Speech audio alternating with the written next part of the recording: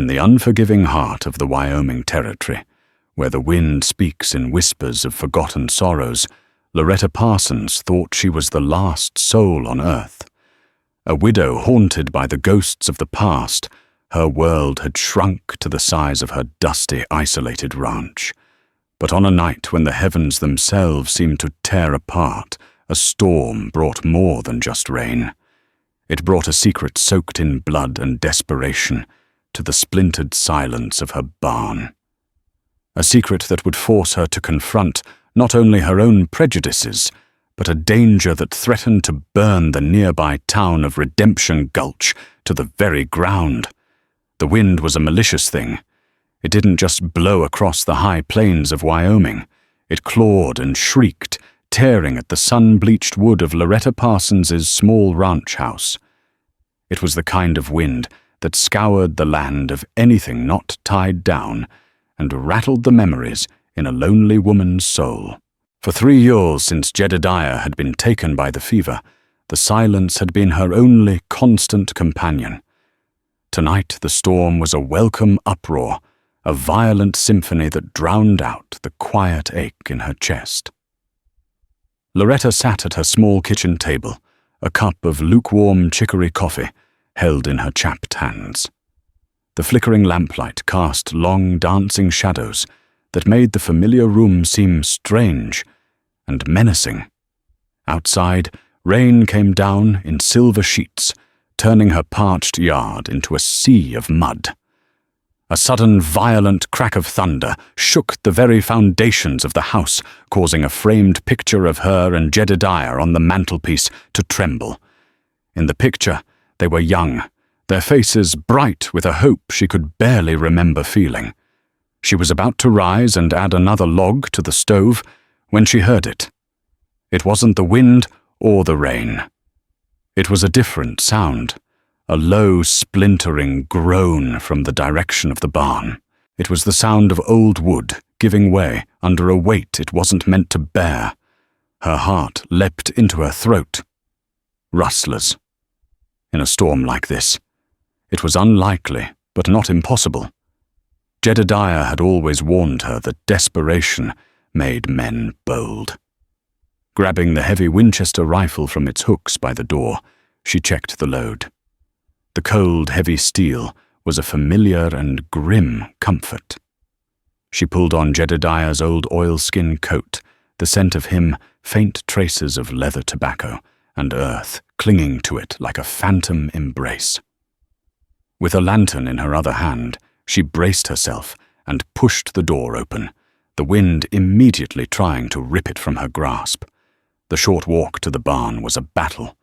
The wind tore at her coat, and the rain cold as ice plastered stray strands of her auburn hair to her face. The lantern's light swung wildly, casting distorted shadows that seemed to leap and writhe in the deluge. The barn door, which she always kept barred, was slightly ajar, swinging on one hinge with a rhythmic, mournful creak. Fear, cold and sharp, pricked at her skin. She slid through the opening, her boots sinking into the wet hay and mud just inside the threshold. The familiar scent of hay horses and old leather filled the air. But tonight it was tainted with something else. The metallic, coppery smell of blood. "Who's in here?" She called out, her voice steadier than she felt. The Winchester was raised its barrel, pointing into the oppressive darkness. "Show yourself." The only answer was the drumming of rain on the roof and the low nicker of her horse, Bess, from its stall. Loretta lifted the lantern higher, its golden light cutting a swath through the gloom. It illuminated hay bales, stacked high harnesses hanging from wooden pegs, and the empty stall that once held Jedediah's stallion. Then the light found them. Huddled in the far corner behind a stack of old feed sacks was a man. He was slumped against the wall, his body angled to shield a small child nestled against his chest. He was Lakota.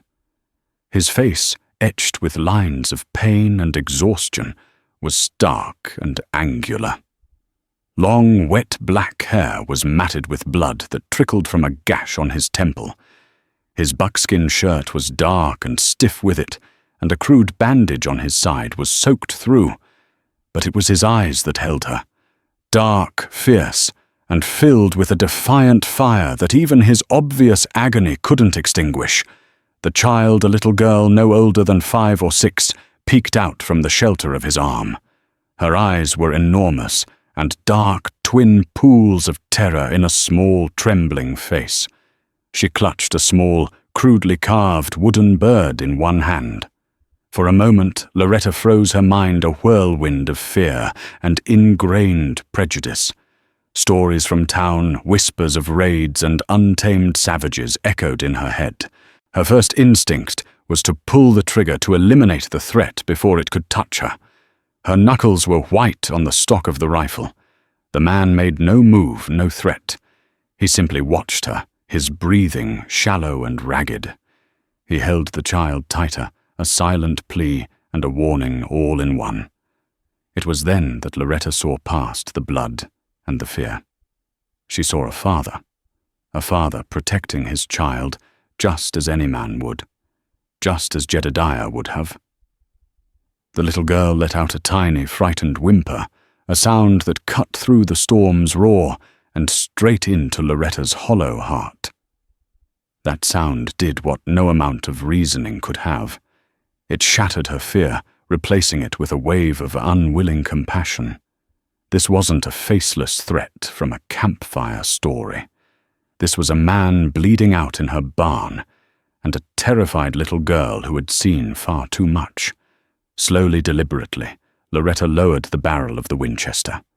She took a hesitant step forward.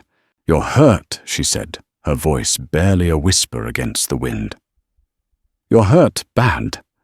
The man's gaze didn't waver. He gave a slight, almost imperceptible nod. He had not come here as a threat. He had come here seeking sanctuary. Loretta looked from the man's bleeding side to the child's terrified eyes, and then back again. Her lonely, quiet life had just been shattered.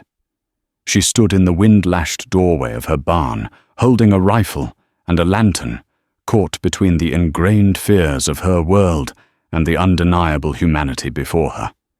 The decision she made in that moment would change everything, not just for her, but for the entire town of Redemption Gulch. She just didn't know it yet. "All right." She sighed the word a cloud of white in the cold air. "All right. Let's get you out of this storm." The journey from the barn to the house was a short but treacherous ordeal. The man whose name she didn't know leaned heavily on her, his arm slung over her shoulder. He was taller than he'd looked, slumped on the ground, and despite his injury, he carried a lean, wiry strength. Each step was a study in agony for him, a pained grunt escaping his lips with every lurch through the thick mud.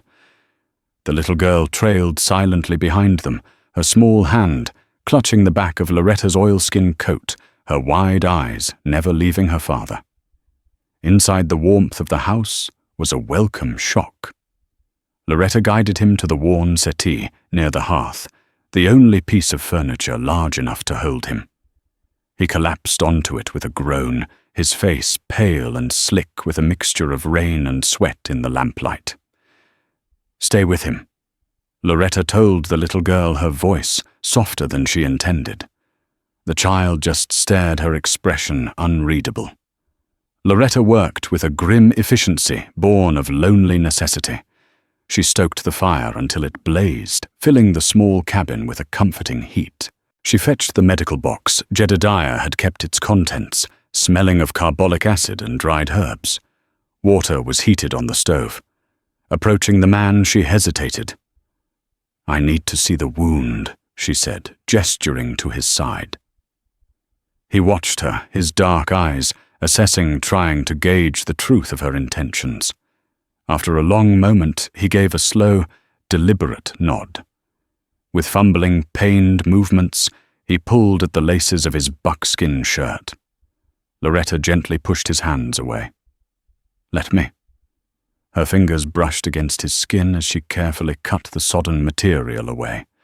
The wound was ugly, a deep, ragged gash high on his ribs. It wasn't a bullet hole, she realized with a jolt.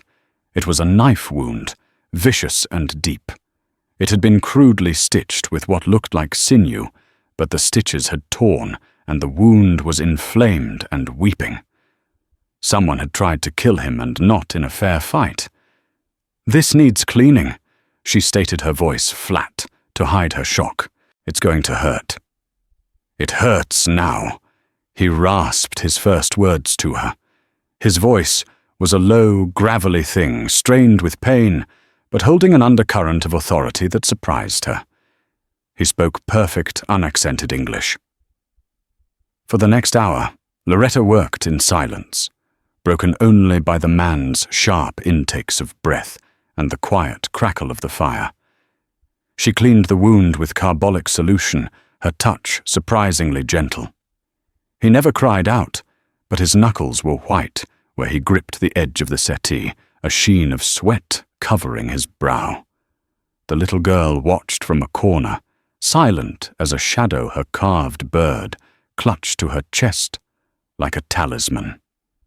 As Loretta stitched the wound, closed with clean gut thread, her needle moving with the practiced skill of a rancher's wife, used to mending both cloth and flesh, she felt his eyes on her.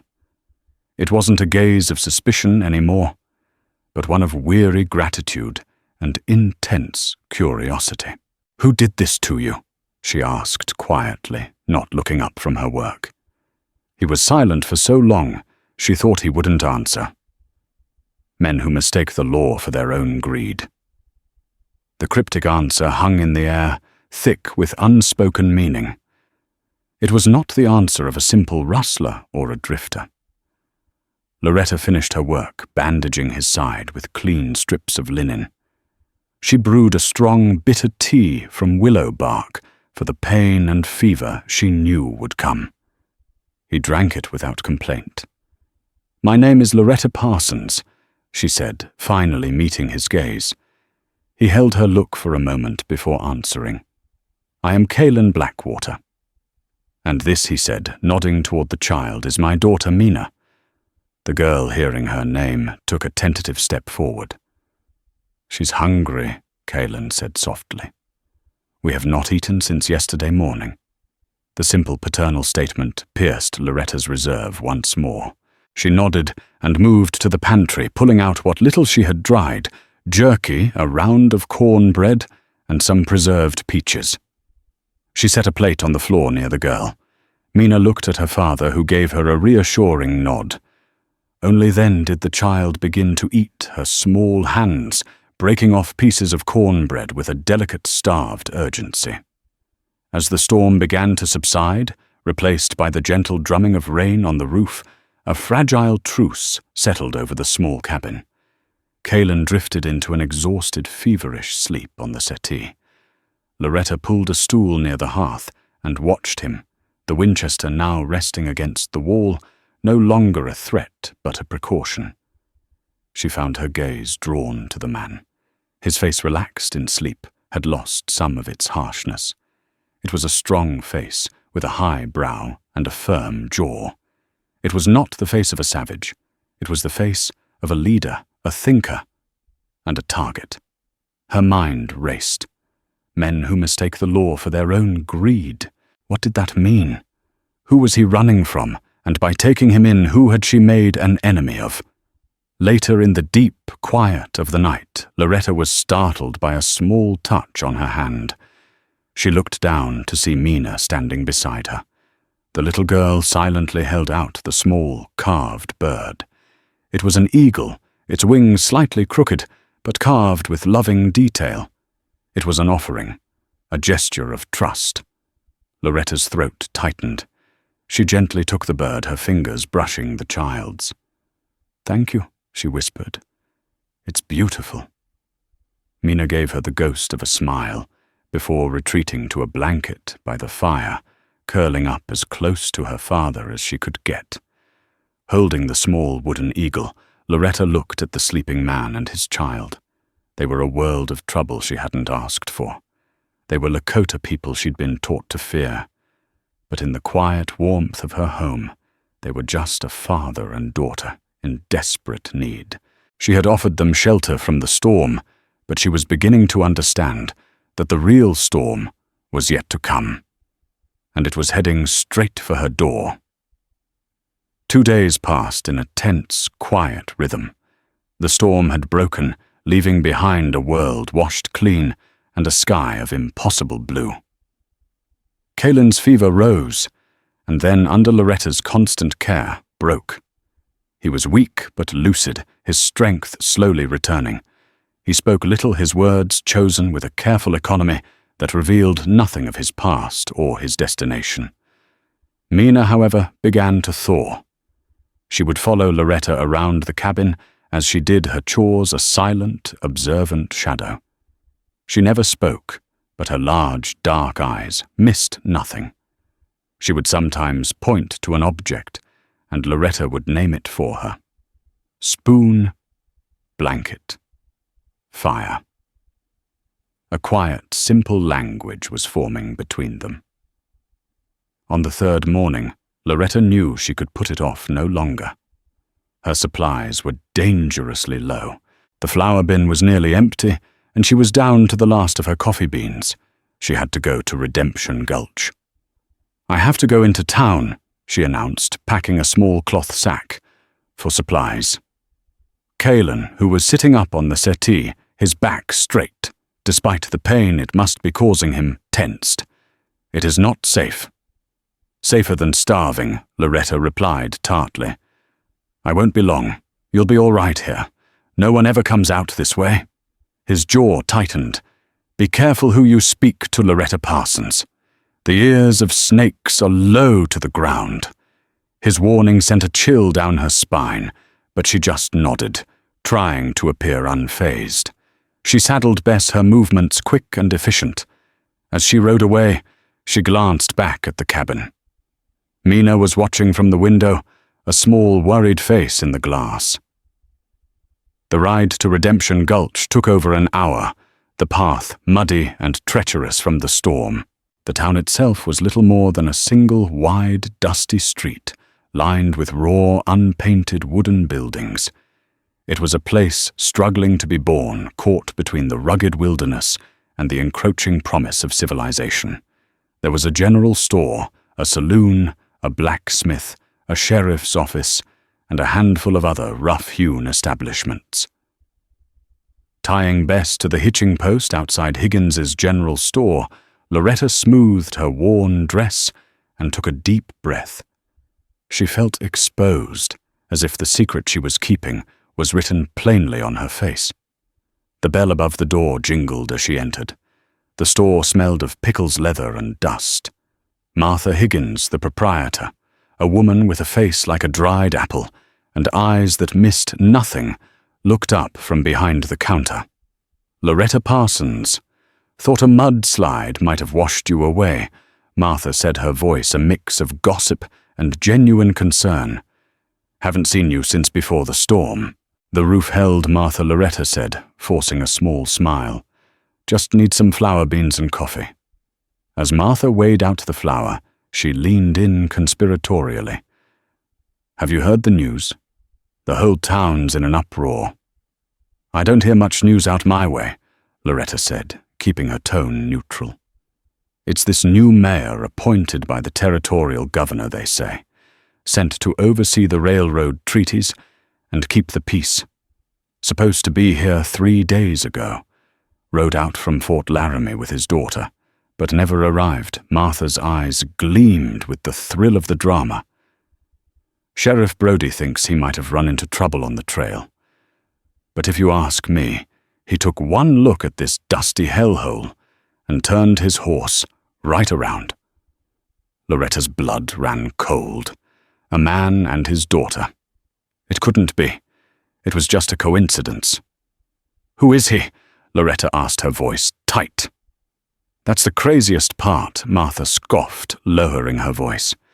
"He's an Indian. A Lakota man. Educated back east, they say. Name's Kaylin Blackwater." Can you imagine an Indian mayor for redemption?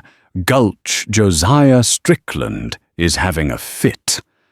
Loretta felt as if the floor had dropped out from under her. Kaelin Blackwater. Her hand trembled as she reached for the sack of flour. It wasn't a coincidence.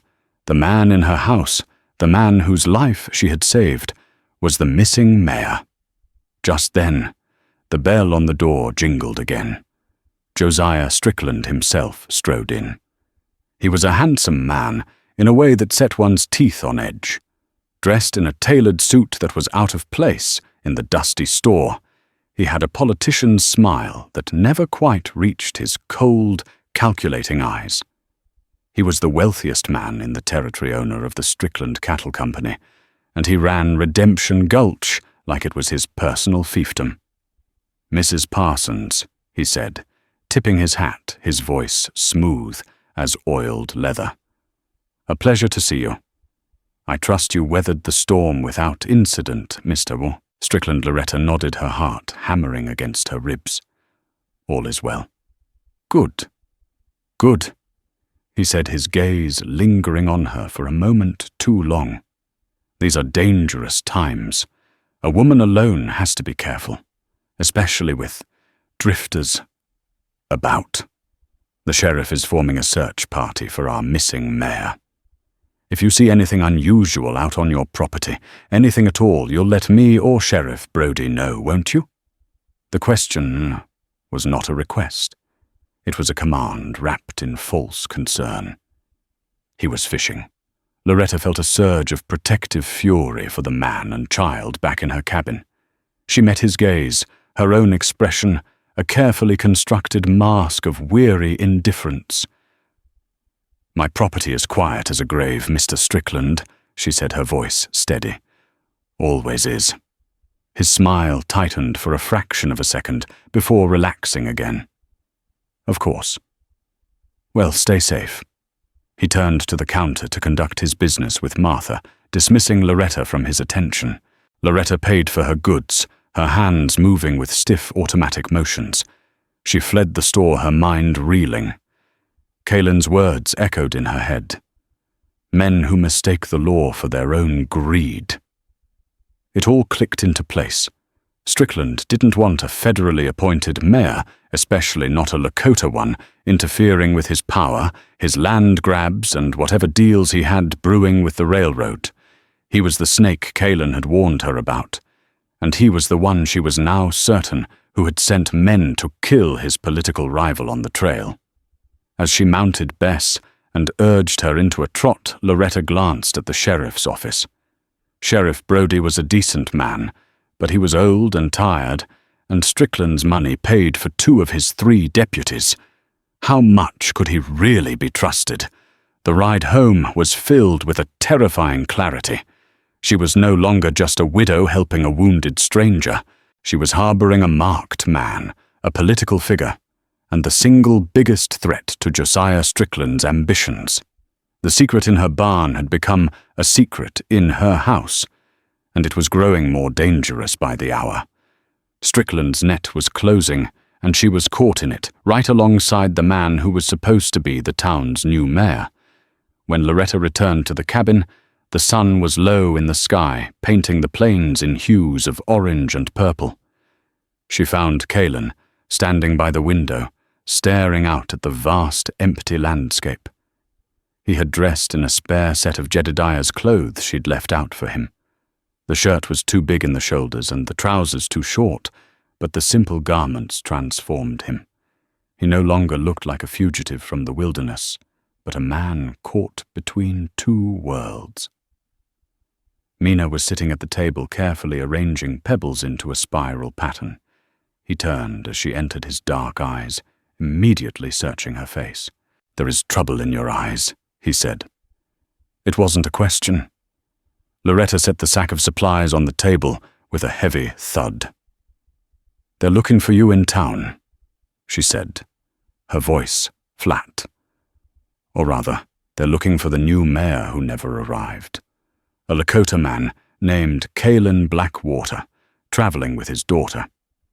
His expression didn't change, but a muscle twitched in his jaw. He had hoped to spare her this. He had failed. "They think you ran into trouble on the trail." Loretta continued, her voice rising with a mixture of anger and fear. "Josiah Strickland is very concerned. He sends his regards. He wants me to report anything unusual." She paced the small room, the wood floorboards creaking under her boots. She felt cornered, trapped in her own home. "Why didn't you tell me who you were? You let me believe you were just some drifter, some victim." "To tell you the truth would have been to place a weapon in your hand," Kalen said, his voice low and even. "A weapon that could be used against you. I did not know if you were a friend to men like Strickland. And what do you think now?" she demanded, stopping to face him. He took a step closer, his gaze intense. He still moved stiffly, but the fire was back in his eyes. "I think you are a woman who lowers a rifle when she sees a child, who tends the wounds of an enemy she was taught to fear, and who faces down Josiah Strickland in a general store to protect a secret. I think you are a stronger ally than I could have hoped to find." His words disarmed her. The anger drained away, leaving only the cold weight of their shared reality. She sank onto a chair, burying her face in her hands. "What am I supposed to do?" she whispered. "He'll find you here.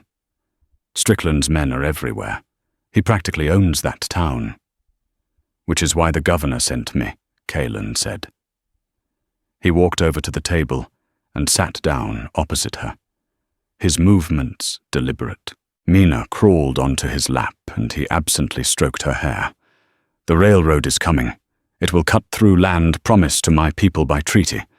The government needs the railroad, but it fears a war. They appointed me a man who understands both the white man's law and the Lakota way to ensure the treaties are honored, that the town is established fairly, and that men like Strickland do not simply take what they want." He paused, his eyes dark with memory. "Strickland knew I was coming. He sent 3 men to meet me on the trail, not with a welcome, but with knives. They were not trying to warn me away. They were trying to make sure I never arrived at all. I was able to handle 2 of them. The third gave me this." He gestured to his side before my horse bolted. "I found Mina, and we ran. The storm covered our tracks.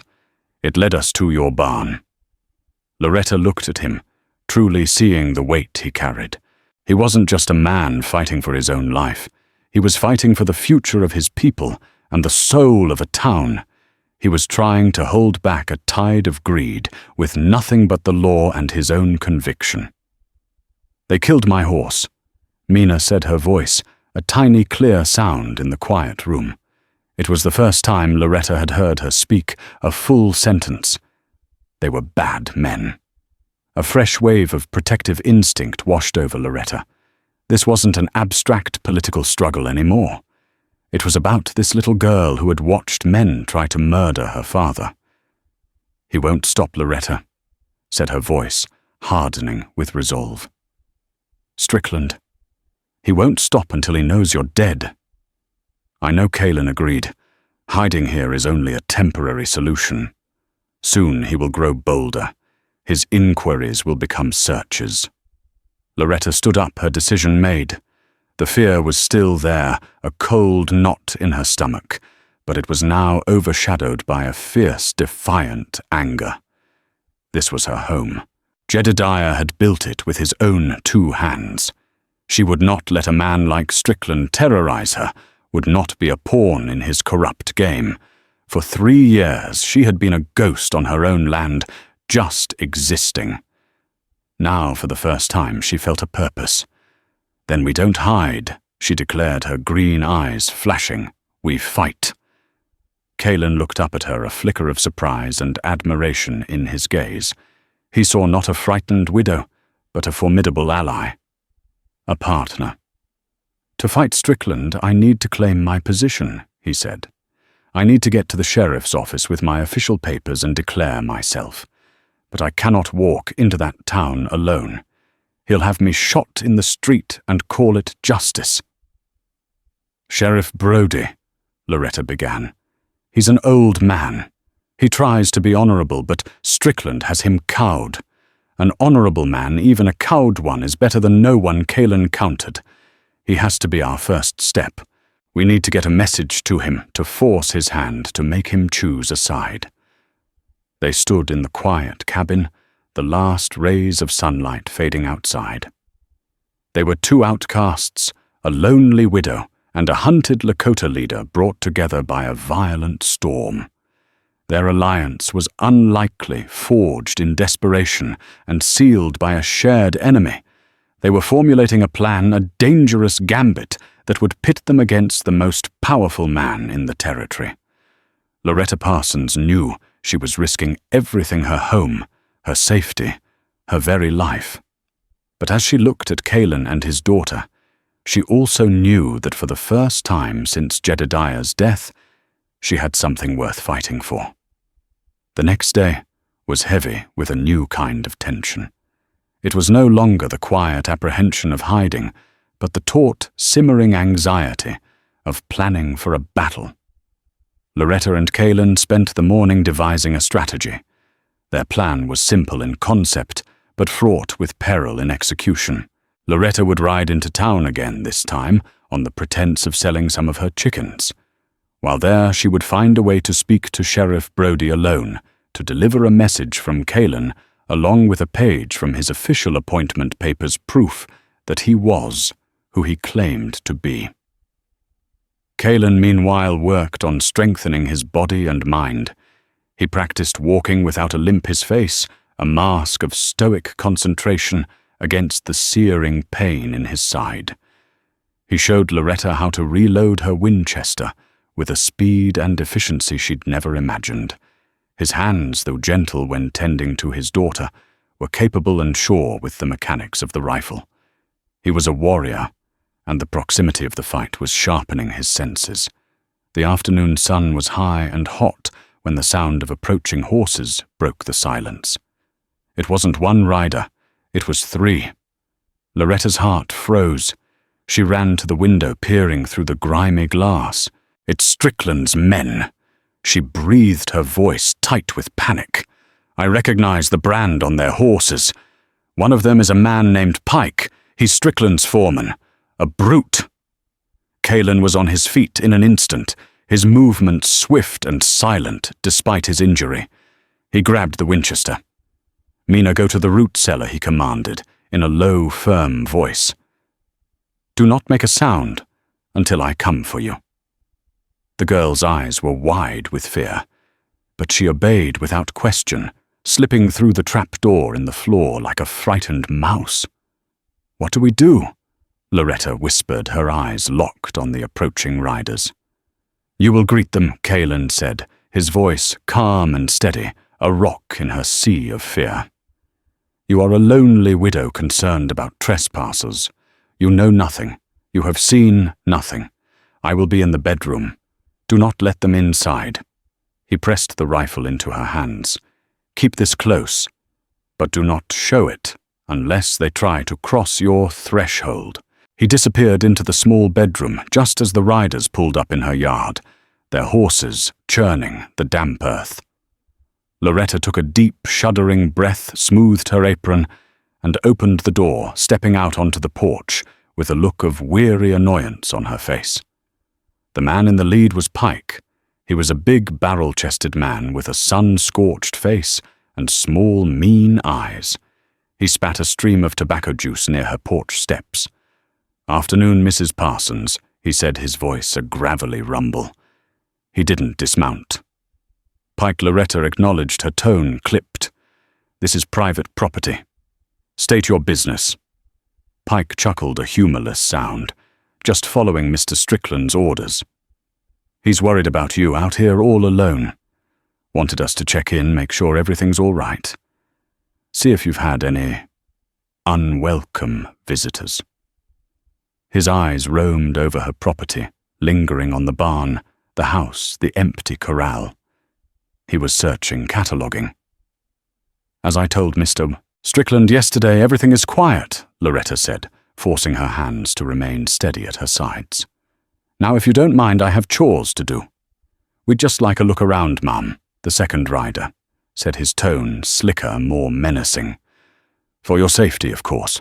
Check the barn, make sure no vagrants have holed up in there." "That won't be necessary," Loretta said, her voice turning to ice. "I'm perfectly capable of managing my own property. I suggest you move on." Pike's expression hardened. He swung his leg over his saddle and dropped to the ground, his spurs jingling ominously. He walked toward the porch, his size looming over her. "Mr. Strickland is a very thorough man," Pike said, his voice dropping to a low threat. "He doesn't like loose ends. And he really doesn't like being lied to." He took a step up onto the porch. "Now we're going to have a look inside that little house of yours." That was the line. The threshold. Loretta's fear instantly crystallized into cold rage. This man, this bully, was trying to force his way into her home, her sanctuary. She took a step back, her hand closing around the cool stock of the Winchester she'd propped just inside the door. "You take one more step," she said, her voice dangerously quiet, "and you'll be pulling back a bloody stump where your foot used to be." Pike stopped, surprised by the venom in her tone. He looked at her, truly, looked at her, and saw not a meek widow, but a woman made of prairie steel. He smirked, an ugly twisting of his lips. "Feisty," he sneered. "I like feisty." He lunged for the door. In that split second, the bedroom door flew open. Kaelin was there, a silhouette against the dim interior. He wasn't holding a weapon. In his hands was only the small wooden eagle Mina had given to Loretta. "The lady asked you to leave her property," Kaelin said, his voice holding the calm, chilling authority of a man who was used to commanding others and breaking those who disobeyed. Pike and his men froze their jaws slack with shock. An Indian. Here. Strickland had been right. Pike's shock quickly morphed into a triumphant, cruel grin. "Well, well, well. Look what the storm dragged in. We've been looking all over for you, Blackwater." His hand dropped to the pistol on his hip. Before Pike could even clear his holster, Kaelin moved. He wasn't as fast as he would have been uninjured, but his movements were precise and brutal. He threw the small wooden eagle. It was not a weapon, but a distraction. As Pike's eyes flickered to the object hurtling past his head, Kaelin lunged forward, not with his fists, but with his body. He slammed his shoulder into Pike's chest, using the man's own forward momentum against him. Pike roared in surprise and pain as he stumbled backward off the porch, landing hard in the mud. Kaelin was on him in an instant, his knee pressed into the man's throat, his hand gripping Pike's gun hand, twisting it at an unnatural angle, until the man screamed and the pistol dropped.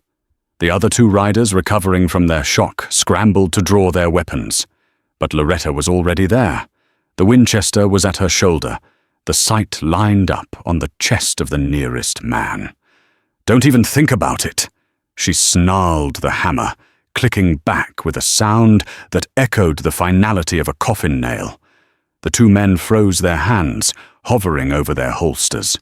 They looked from the cold fury in the widow's eyes to their boss pinned and gasping in the mud under the heel of the man they'd come to kill. They were hired muscle, not loyal soldiers. This wasn't worth dying for. "Get him off me." Pike choked out his face, turning a mottled purple. Kaelin pressed down harder for a moment, before leaning in his voice, a lethal whisper only Pike could hear. "You will get on your horse. You will ride back to your master. And you will tell him you found nothing. If you or any of your men ever set foot on this land again, I will not be so merciful." He stood up, retrieving Pike's pistol from the mud. He backed away slowly toward the porch, his eyes never leaving the three men. Pike staggered to his feet, clutching his throat, his face a mask of humiliation and rage. He glared at Kaelin, then at Loretta, a silent promise of vengeance in his eyes. Without another word, he snatched his horse's reins and hauled himself into the saddle. His 2 men relieved quickly followed suit. They wheeled their horses around and galloped away, leaving a cloud of dust and a heavy ringing silence in their wake. Loretta's arms began to shake, the adrenaline leaving her weak. She lowered the heavy rifle. Kaelin stood beside her on the porch watching the riders disappear. He tucked Pike's pistol into the waistband of Jedediah's trousers. "They will be back," Loretta said, her voice trembling. "Yes," Kaelin agreed, his gaze distant. "But not today. Today we showed them that this house is not undefended." He turned to her, his dark eyes meeting hers. A new level of respect of partnership passed between them. "But now we must act. We have shown our hand. Strickland will not send thugs next time. He will send an army." The confrontation was over, but the war had just begun. The serpent had been driven from the door, but now it knew exactly where they were hiding. Time had run out. The violent encounter with Pike and his men shattered any illusion of safety. The cabin, once a sanctuary, now felt like a cage. Every creak of the floorboards, every rustle of wind in the grass outside sent a fresh jolt of anxiety through Loretta. They knew. Strickland knew, and he was not a man to forgive a humiliation. "Your plan to go to town is too dangerous now," Kaelin stated that evening, his face grim in the flickering lamplight. "They'll be watching you. Pike will have described you, confirmed you're the one hiding me." "So what do we do?" Loretta asked, her voice frayed. "Wait for him to come and burn us out, no," Kaelin said. He walked over to the small trunk, where he kept his few possessions. From it, he pulled a worn leather satchel. He carefully untied the flap and produced a sheaf of papers bound with a ribbon. "These are my official appointment documents from the territorial governor. My mandate. My authority." He separated one page from the rest. "This one outlines the specific articles of the Fort Laramie Treaty that I am to enforce regarding the railroad right-of-way. It is signed by the governor." He handed the page to her. "This is what you will take to Sheriff Brody. But you cannot be the one to deliver it." "Then who?" Loretta asked in exasperation. "There's no one else." Kaelin was silent for a long moment, his gaze fixed on the fire. "When you were a girl," he said slowly, "was there ever a place you would go to be alone?" A place no one else knew about. Loretta thought back, a memory surfacing from the deep well of her childhood. There's an old trapper's line cabin deep in the cottonwood grove by the creek, miles from here. Jedediah and I used it for storage sometimes, but no one's been there in years. The path is overgrown, good Kaelin said. He took a small piece of charcoal from the hearth and a scrap of wrapping paper. On it he drew a crude but clear map. "Tonight, under the cover of darkness, you will ride there. You will leave this document and a message for Sheriff Brody. A message? How will he know to look for it? Because I will make sure he does." Kaelin replied, a new dangerous light in his eyes. "While you are riding to the cabin, I will be paying a visit to Redemption Gulch." Loretta stared at him aghast. "You can't. You're still injured. They'll see you. They'll shoot you on sight." "They will not see me," he said, with absolute certainty. "I will move through the shadows as my father taught me. I will not go into the town itself. Just to the edge, to the livery stable. The night watchman there, a man named Peters, is known to enjoy his whiskey. A small fire, a distraction, will bring the sheriff out of his office. While he is occupied, a single arrow will find its way to the door of his office. Attached to it will be this map." He showed her the map he had drawn. It was a risk, a wild, desperate gambit. But but it was better than waiting to be slaughtered. It forced Brodie to act to meet them on neutral ground, away from the prying eyes of Strickland's men. "It's insane," Loretta whispered, but she knew it was their only chance. Their preparations were swift and silent. Loretta packed a small satchel with the document, some water, and a piece of cornbread. Kalen checked the pistol he'd taken from Pike, then armed himself with a knife from Loretta's kitchen, and a bow and a handful of arrows from his satchel, a weapon she hadn't known he possessed. It was finely made, its wood dark and smooth with use. Before they left, he knelt before Mina, who was watching with wide, solemn eyes. He spoke to her in the soft, flowing cadences of the Lakota language. He was not giving her instructions, Loretta realized. He was reassuring her, promising her. He kissed her forehead, then stood. "She will stay here," he told Loretta. "She knows how to be quiet. She knows how to hide. She will be safer in the root cellar than either of us will be tonight." Loretta looked at the small, brave girl, and her heart ached. She knelt down. "We'll be back before the sun comes up." She promised, though she wasn't sure if it was true. Mina simply nodded and gave Loretta the small wooden eagle. "For luck," the child whispered. Loretta tucked the carving into her pocket, its smooth wood a small point of courage. They left under the faint light of a crescent moon. Loretta rode Bess west toward the creek, while Kalen, a dark phantom on foot, melted into the eastern darkness toward the distant malevolent glow of Redemption Gulch. The ride was an exercise in terror. Every shadow seemed to hold a threat. Every coyote's howl sounded like a warning. Loretta kept to the low ground, the cottonwoods and ravines, her senses stretched to their breaking point. She found the old line cabin, a dilapidated structure leaning wearily against a large oak. It was musty and filled with the scent of decay. With trembling hands, she secured the document inside an old tin box on a dusty shelf, as Kalen had instructed, and wrote a simple message in the dirt floor as an added sign. "The law has arrived. J.B." The initials for Jedediah Brodie, a direct call to the sheriff's honor. As she rode back, a faint orange glow appeared on the eastern horizon, far too early for sunrise. It flickered and danced. The distraction. Kalen was there. He was doing it.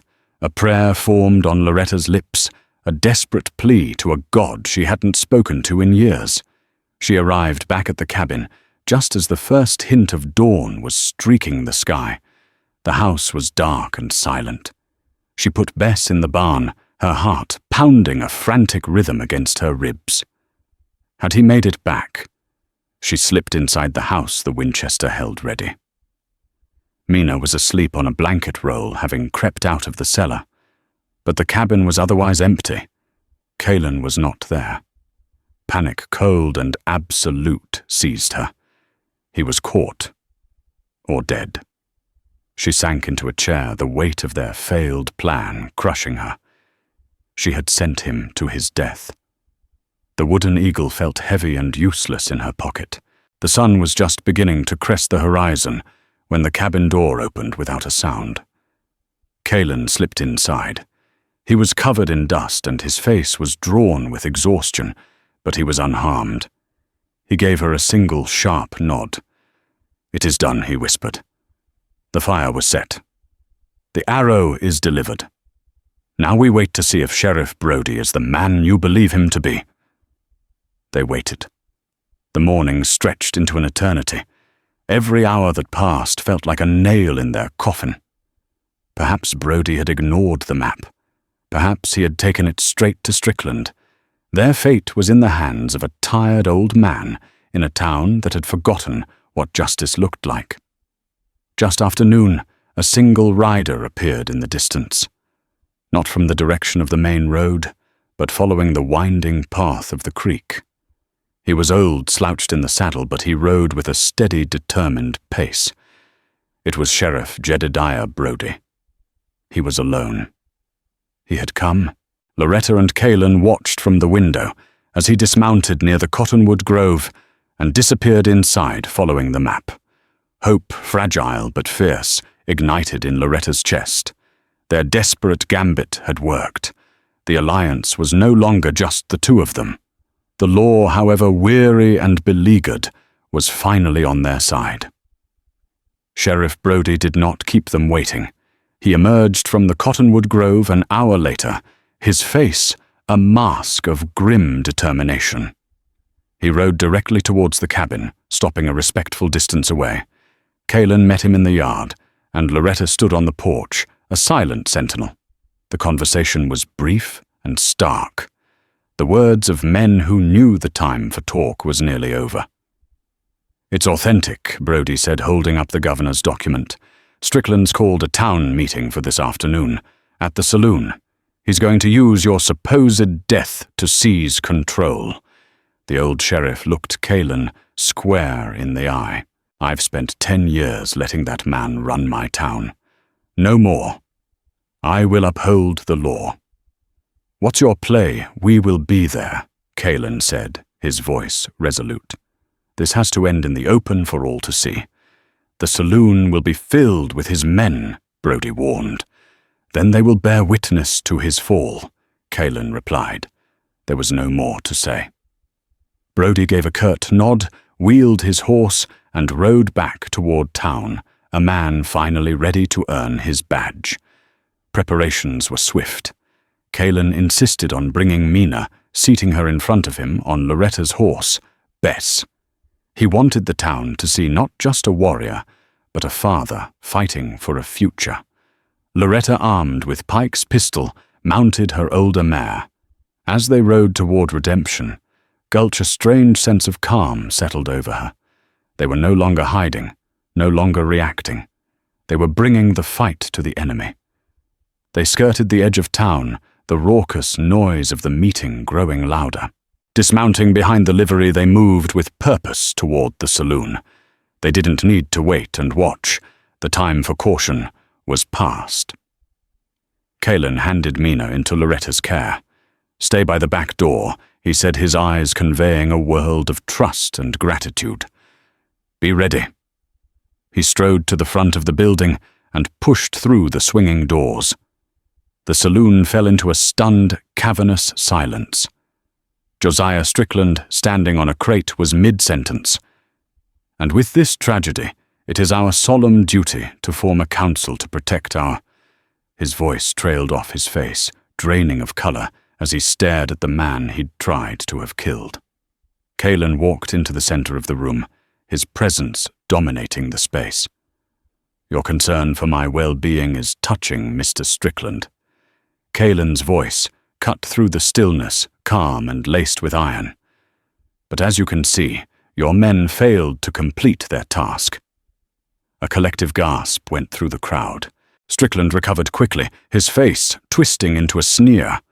"This is a trick, a savage impostor. He's a fugitive. Seize him."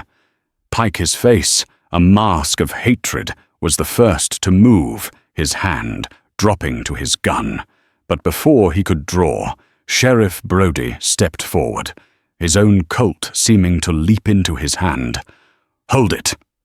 Pike Brody's voice boomed with renewed authority. He held up the official document.